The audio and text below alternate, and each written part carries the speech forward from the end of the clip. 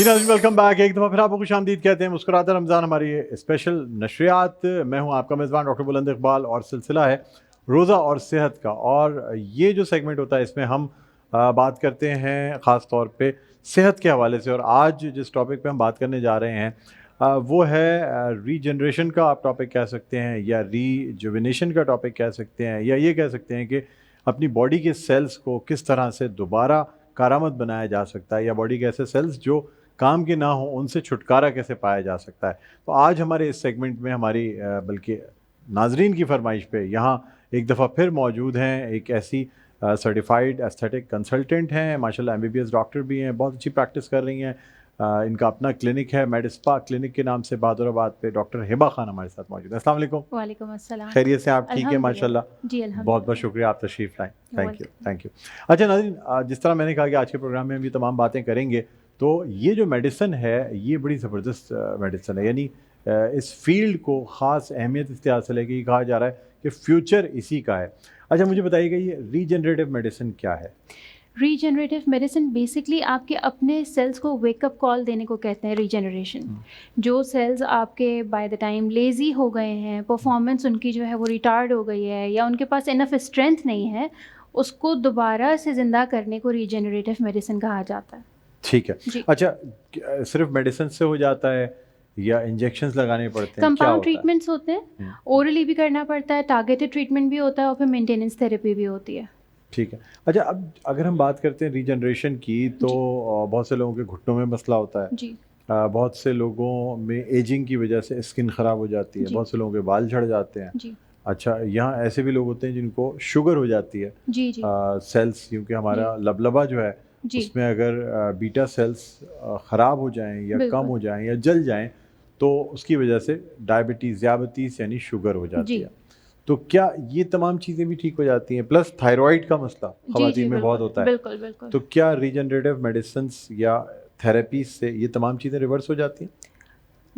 वो सारी चीज़ें जो आपने नाम लिया उसमें से डायबिटीज़ ऐसी चीज़ है जिसको रिवर्स नहीं कर सकते, लेकिन उसको बेटर कर सकते हैं। उसके साथ लाइफ को ईज़ी बनाया जा सकता है। बाकी सारी चीज़ें जो हैं, जो सुपरफिशियल डैमेजेज़ हैं, उसके अलावा ऑस्टियोआर्थराइटिस है और जॉइंट के जो डैमेजेज़ हैं, हाँ, उसके लिए रीजनरेटिव मेडिसिन बहुत अच्छा काम कर रही है। और जो ऑटो इम्यून डिसऑर्डर्स की आपने बात की है, उसके लिए भी रीजनरेटिव मेडिसिन में अब बहुत सारी दवाइयाँ ऐसी हैं जिससे उनको भी टेम किया जा सकता है।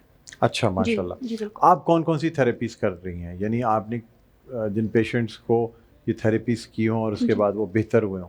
अच्छा, मेरे डोमेन में सबसे पहले तो यही हेयर, स्किन एंड नेल आ जाता है। हुँ। उसमें जो रीजनरेटिव मेडिसिन है ये मेरा फॉटे है। उसके अलावा मेरे अपने क्लिनिक में डॉक्टर समीर नादिर होती हैं जो कि जॉइंट रिजुविनेशन और रीजनरेशन करती हैं। और उसमें फिर ये है कि आपको बाय ईयरली ट्रीटमेंट्स लेने होते हैं। अगर आप PRP करवाना चाहें तो वो आपका अपना प्लाज़्मा है, ऑटोलोगस है, और अगर आप एक्सोसोम्स कराना चाहें तो वो स्टेम सेल्स हैं।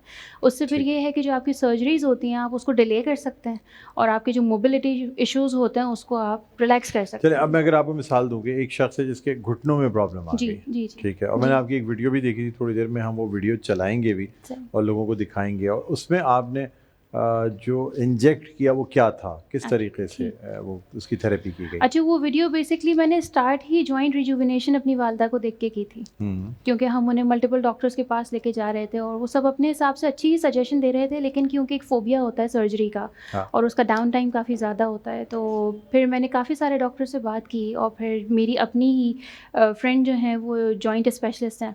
तो फिर हमने एक्सोसोम्स किए, और वो एक्सोसोम्स बेसिकली जो है वो एक फ्रोज़न टेम्परेचर, उनका एक टेम्परेचर होता है मेंटेन्ड -80 डिग्री सेंटीग्रेड, उसके ऊपर जो है वो आपको डिलीवर होते हैं, और फिर वो आपने एक बहुत ही एसेप्टिक एनवायरनमेंट, क्योंकि आप जॉइंट में इन्फेक्शन नहीं दे सकते, हुँ, हुँ, हुँ। तो बहुत एहतियात के साथ आपको एक बहुत अच्छी प्रोटोकॉल के साथ जो है वो जॉइंट में इंजेक्ट करने होते हैं। वो आप PRP के साथ भी कर सकते हैं, मैंने किया था PRP के साथ, और एंटी इन्फ्लेमेटरी ड्रग्स मिलाई जाती हैं उसके हुँ, अंदर। हुँ, हुँ। साथ में उसका फिर एक प्रोटोकॉल होता है, आपने हर 3-3 महीने में फ़ॉलो-अप करना होता है, और पूरे साल के लिए आप रिलैक्स हो जाते हैं। पूरे साल के लिए पेन रिलीविंग मेडिसिन से आपकी जान छूट जाती है। तो आपके घुटने बेहतर हो जाते हैं? बहुत बेहतर हो जाते बहुत हैं, बेहतर हो जी, जाते हैं। जो रिलक्टेंस है, जो तो आपकी रेज़िस्टेंस है वालिदा वो को फिर बेहतर हो ऑपरेशन जाता की है। ज़रूरत पड़ी? नहीं, नहीं पड़ी, नहीं। जबकि वो नी रिप्लेसमेंट पे जा रही बिल्कुल थी। उस पे जा रही थी और अब वो ठीक। काफ़ी रिलीफ़ अच्छा, में हैं। नी रिप्लेसमेंट के हवाले से मैं बताऊँ कि नाज़रीन, नी रिप्लेसमेंट का मतलब होता है घुटनों के जो जोड़ हैं उनको बदल दिया जाता है। आप खुद ज़रा सा इमेजिन करें कि आपके घुटनों पे पूरा आपकी बॉडी का वेट आता है और जब ये घुटने अल्लाह ताला ने जो कुदरती दिए हमें वो नहीं रहते, तो आप दुनिया की किसी भी धात का या किसी भी चीज़ का घुटना लगा लें, वो बात तो आ ही नहीं सकती। और फिर एक अच्छे खासे इंसान को जब वो चलने फिरने से महरूम हो जाता है, तो उसमें और दूसरी बीमारियां हो जाती हैं। उसमें खून जमने की बीमारी हो सकती है, वो खून फेफड़ों में भी जा सकता है, यानी थ्रोम्बोसिस भी हो सकते हैं, उसके अंदर पल्मोनरी एम्बोलिज्म भी होती है। ये तमाम चीज़ें बड़ी कॉमन सी कॉम्प्लिकेशन जो होती हैं, और अगर उससे कोई पेशेंट बच जाए और वो सिर्फ एक इंजेक्शन, एक ड्रिप लगा के बच जाए, तो उससे बड़ी तो कामयाबी और कोई हो ही नहीं सकती। खर्चा कितना आ जाता है इस पे अंदाज़ा? अच्छा, खर्चा डिपेंड करता है कि आप कौन सी प्रोटोकॉल पे जा रहे हैं। अगर आप सिर्फ पीआरपी करवा रहे हैं तो वो तो मैंने अपने क्लिनिक में एल्डरली के लिए फ्री ही कर दी थी। 50 मैंने रमज़ान में 50 एल्डरली पेशेंट्स के लिए पीआरपी बिल्कुल फ्री कर दी थी। उससे जॉइंट रेजिस्टेंस जो होती है, रिलक्टेंस जो होती है, उसमें बहुत रिलीफ मिल जाता है। लेकिन वो एक्सोसोम्स का मुकाबला नहीं कर सकते। एक्सोसोम्स जो है वो कंप्लीट रीजनरेशन करवाते हैं, जबकि पीआरपी जो है वो वक्ती आराम दे देती है और उसके बहुत सारे सेशंस लेने पड़ते हैं। तो खर्चा जो है डिपेंड करता है कि आप किस प्रोटोकॉल पे जा रहे हैं, उसके हिसाब से खर्चा होता है। अच्छा, ये भी मुझे बताइएगा कि तो चलें, एक मिसाल है इसकी, स्टेम सेल्स या एक्सोसोम्स और किन किन चीज़ों में कारआमद होते हैं डायबिटीज़ और जॉइंट्स के अलावा? अच्छा, जो आईवी एक्सोसोम्स हैं, जो इंट्रावेनस दिए जाते हैं, वो तो पेप्टिक अल्सर्स में भी उन्होंने बहुत अच्छी परफॉर्मेंस दिखाई है, क्योंकि हीलिंग प्रॉपर्टीज़ होती हैं उसके अंदर। और जो आपके साथ ऑटो इम्यून कंडीशंस होती हैं, उसके लिए वो बहुत अच्छा काम कर रहे हैं। एंटी इन्फ्लेमेटोरी हैं एक्सोसोम्स, रिपेयर और रीजनरेशन। अच्छा, ये रिएक्ट तो नहीं करते क्योंकि आपके सेल्स नहीं होते? पीआईपी तो इनके ऊपर पीआरपी जो है वो आपके अपने होते हैं। जी नहीं, इनके ऊपर इतनी रिसर्च की जा चुकी है अभी तक, और इनका काम ऐसा है कि रिएक्ट नहीं करते, बिल्कुल भी नहीं करते। रिएक्ट नहीं करते क्योंकि नाज़रीन, ये आपको बताते चलें, स्टेम सेल्स वो होते हैं जब ज़िंदगी का आगाज़ होता है, तो उस वक्त ये स्टेम सेल्स होते हैं, और यही स्टेम सेल्स प्रोग्रामिंग के ज़रिए डिफरेंट फॉर्म्स ऑफ सेल्स बनाते हैं। जी। तो इसमें प्लूरीपोटेंट सेल्स भी होते हैं, मल्टीपोटेंट सेल्स भी होते हैं, कि कौन से सेल्स ने आगे किस लीनिएज पे जाना है, ये हम जब अपने तालिब इल्मी में मेडिकल की जब हम पढ़ाई करते थे, तो उसमें सबसे मुश्किल समझना होता था कि ये सेल्स कहाँ से आए, फिर ये कैसे डिवाइड होंगे। तो ये ज़िंदगी की का जो आगाज़ होता है, वो समझ लिया आप इन सेल्स के साथ होता है। उसके बाद ये बॉडी के मुख्तलिफ हिस्सों में डिवाइड हो जाते हैं और अपना अपना स्पेशलाइज्ड काम शुरू कर देते हैं। इनका काम ही डैमेज कंट्रोल है ना, तो आपकी बॉडी में जाके किसी किस्म का कोई डैमेज नहीं करते। ठीक है।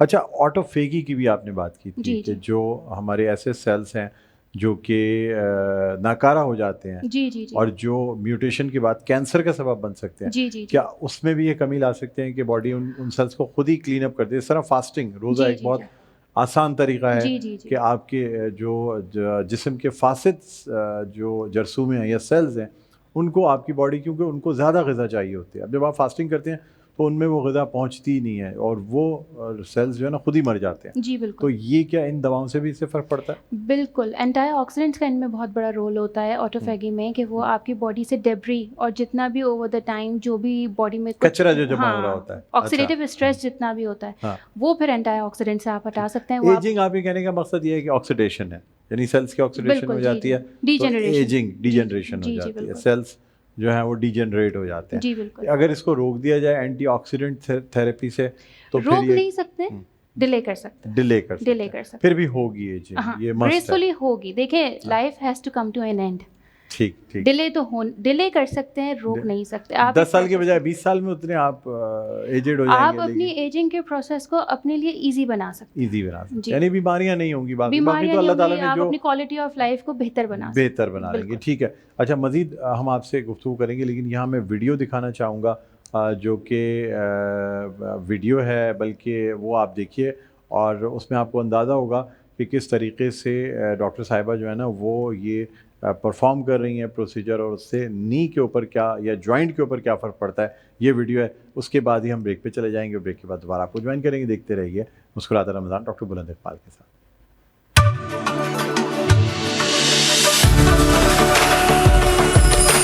Assalamualaikum. My name is Dr. Hiba Khan. I am an aesthetic physician. Here in Med Spa, in my practice, मैंने कोशिश की है तमाम वो सारी चीज़ें इंकॉर्पोरेट करने की जो कि आपकी ओवरऑल हेल्थ और आपके फिजिकल अपीयरेंस के लिए बहुत ज़रूरी हैं। मैं और मेरे डॉक्टर्स आपके लिए तमाम वो चीज़ें यहाँ पे इंकॉर्पोरेट करने की कोशिश कर रहे हैं, जिसमें ना सिर्फ आपकी फ़िज़िकल हेल्थ, ना सिर्फ आपकी फ़िज़िकल अपीयरेंस, बल्कि आपके जॉइंट्स और आपके मसल्स, उनकी भी रिपेयर एंड रिजुविनेशन हो सके। Please do visit us. We are here for you from Monday to Saturday. Thank you.